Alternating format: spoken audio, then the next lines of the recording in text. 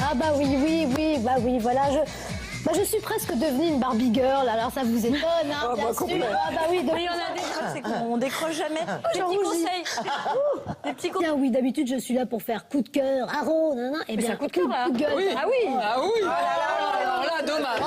Dommage. Allez, reprends. Ah oui, voilà, moi je suis un petit peu émue ce matin parce que c'est la première fois que je dois remettre un César. Reprends. Eh bien oui, d'habitude je suis là pour faire haro, coup de gueule, et ben non, là ce sera un coup de Une cœur. vraie comédienne. Molière bientôt. Bah, Nathalie va être bicentenaire, hein, à ce rythme-là. Complet, je vous l'annonce. Déjà, la centaine est assez bien passée. Parce que c'est un truc...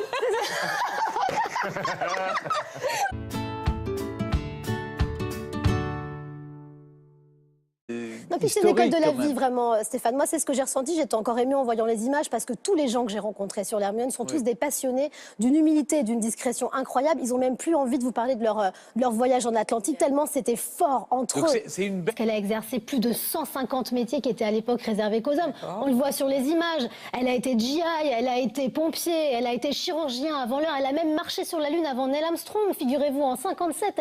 À la base, c'est vrai que c'était un tout petit village de pêcheurs et elle a contribué. Alors, elle était complètement amoureuse de ce coin alors qu'elle a quand même failli se noyer, paraît-il. Hein. C'est ce qu'on raconte. Dans le port de Saint-Jean-de-Luz. Bah voilà, Ouais. et pour autant, voilà, elle tenait pas vraiment beaucoup de rancune aux Pays-Bas puisqu'elle voulait tout le temps y venir. Et Riyad, je vous aime. Mais exceptionnellement, je vais être polygame. Si ça vous embête pas. Bah oui, je vais aussi aimer Johann Sfar, Daniel Close, Charles Burns, Étienne Davodo, qui, comme vous, se sont manifestés en refusant d'appartenir justement à cette sélection des primés pour le Grand Prix du Festival d'Angoulême. Vous imaginez quand même une forteresse de 22 mètres de haut, 8 tours qui entouraient comme ça et qui scrutaient le faubourg Saint-Antoine. Il y avait même un fossé de 25 mètres de large avec 8 mètres de profondeur. C'était un monument. Donc c'est pour ça que ça fascine C'est même autant. Non mais je suis émue parce que je vous cache pas que moi, en fait, j'en ai pleuré en les écoutant parce que c'était beau. Il y avait 400 personnes dans la salle, ils étaient tous émus, tous transis, tous ensemble. Et en fait, ils chantaient d'une seule personne. Et là, j'ai compris le vivre ensemble et la solidarité. Et j'avais envie de le saluer avec vous parce que c'est une très très belle initiative. J'ai envie de vous parler du rire médecin et des clowns parce que j'aime ces associations, j'aime. Il y a des chroniques comme ça qui me tiennent particulièrement à cœur et au nez, notamment celle-ci parce que ces clowns, ils nous envoient de l'énergie. Ils sont indispensables, on le sait, pour la guérison, en tout cas pour l'accompagnement des enfants dans les hôpitaux. Et puis, le message qu'ils ont envoyé, c'est un vrai message de résilience aussi, ce mot qu'on aime beaucoup employer au maternel, parce que qu'est-ce que nous disent ces réfugiés qui ont 87, 80 ans, etc. Bah, qu'on peut, sur ce terreau extrêmement difficile, se construire aussi une vie meilleure et être capable de prodiguer des conseils aussi et d'être beaucoup plus en empathie. Et je crois qu'aujourd'hui, on a vraiment tous besoin d'être un peu plus en solidarité, en empathie les uns vis-à-vis des autres. Voilà. Tana, comment tu te sens là? Tu rentres en scène dans 20 minutes. Est-ce que tu as un petit peu peur? Tu as le trac? Oui, c'est normal. On parle, Pauline, aux 6-10 ans. Est-ce qu'on leur donne des illustrations? Est-ce qu'on leur met des petites BD qui sont plus efficaces? Est-ce qu'on va leur montrer des images réalistes de ce qui s'est passé à Paris? Ascension de la mature, compétence indispensable pour embarquer sur l'Hermione. Harnais, ligne de sécurité, dernière règle à respecter. Je suis parée à monter dans le haut-banc. Enfin presque. On va juste qu'appeler pour finir le parachute de secours. Ça, c'est le petit bisutage.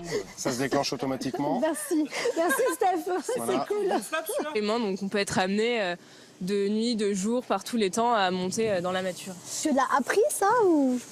Oui, on s'est entraîné, voilà, on est monté vraiment beaucoup de fois à quai dans ces conditions-là pour après être capable de monter en mer. Paris, c'est une des destinations les plus prisées du Pays Basque. Et pourtant, il y a plus d'un siècle, ce n'était encore qu'un village de pêcheurs. Et c'est ici, à l'hôtel du Palais, que tout a changé grâce à l'impératrice Eugénie. Je vais vous raconter en quoi ce lieu chargé d'histoire est devenu le navire amiral du tourisme basque. Moi, j'ai peut-être un truc qui va tous nous mettre d'accord, en fait. Il y a des supports qui sont adaptés aux enfants aujourd'hui, notamment. Je pense à Astrapi, je pense au Petit Libé, et notamment aussi au Petit Quotidien. Et j'ai eu cette chance incroyable, Serge. Vous savez, dans ma folle journée de dimanche, j'ai assisté à leur conférence de rédaction. Et c'est donc un sujet de Lise David, Marie-Agnès Suquet et Vianney de l'Écluse.